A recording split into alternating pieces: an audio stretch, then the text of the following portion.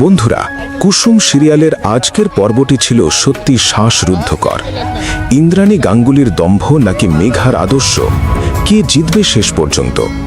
নিজের বাড়ি আর অফিস বাঁচাতে মেঘা কি পারবে ইন্দ্রাণীর পায়ে ধরে ক্ষমা চাইতে, নাকি জেদের বশে ধ্বংস হয়ে যাবে মেঘার তিলে তিলে গড়া স্বপ্ন? আর সব হারানো কুসুমের ভাগ্যে এবার কি লেখা আছে? আজকের এই টান টান উত্তেজনার পর্বের সবটুকু জানতে ভিডিওটি শেষ পর্যন্ত দেখুন। আজকের পর্বে আমরা দেখলাম ইন্দ্রাণী গাঙ্গুলির এক ভয়ঙ্কর রূপ। মেঘা কুসুমের প্রতিভার প্রশংসা করে এবং তাকে বাইরের জগতের সুযোগ দিতে চায়, যা ইন্দ্রাণীর অহংকারে আঘাত করে। ইন্দ্রাণী সোজাসুজি জানিয়ে দেয় যে মেঘার স্কুল প্রজেক্টের সাথে আর কোনো সম্পর্ক নেই। পরিস্থিতি আরও খারাপ হয় যখন ইন্দ্রাণী কুসুমকে চরম সিদ্ধান্ত নিতে বাধ্য করে। কুসুম তার দেবীমা ইন্দ্রাণীর ভয়ে এবং কৃতজ্ঞতার খাতিরে ব্র্যান্ড অ্যাম্বাসেডরের পদ ছেড়ে দিয়ে বাড়ির সাধারণ কাজের মেয়ে হিসেবে থাকার সিদ্ধান্ত নেয়। কিন্তু এখানেই শেষ নয়।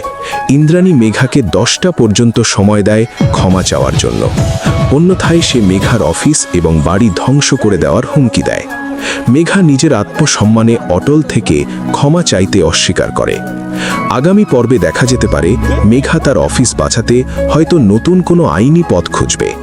অন্যদিকে আয়ুষ বা পরিবারের অন্য কেউ ইন্দ্রাণীর এই কঠোর সিদ্ধান্তের প্রতিবাদ করতে পারে। কুসুম কি সত্যি কাজের মেয়ে হয়েই থাকবে, নাকি গোপনে মেঘাকে সাহায্য করবে? ইন্দ্রাণী কি সত্যি মেঘার বাড়ি ভেঙে গুড়িয়ে দেবে, নাকি শেষ মুহূর্তে আসবে কোনো নতুন ত্রাতা? মেঘার কি উচিত ইন্দ্রাণীর কাছে ক্ষমা চেয়ে নিজের অফিস বাঁচানো? বন্ধুরা, আজকের এই নাটকীয় পর্বটি আপনাদের কেমন লেগেছে? মেঘা আর ইন্দ্রাণীর এই লড়াইয়ে কি জিতবে বলে আপনারা মনে করেন? আপনাদের মূল্যবান মতামত অবশ্যই কমেন্ট বক্সে লিখে জানান।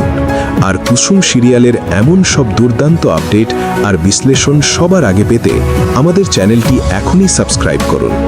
ভিডিওটি ভালো লাগলে একটি লাইক দিন এবং বন্ধুদের সাথে শেয়ার করতে ভুলবেন না। ধন্যবাদ সবাইকে। দেখা হচ্ছে পরের ভিডিওতে।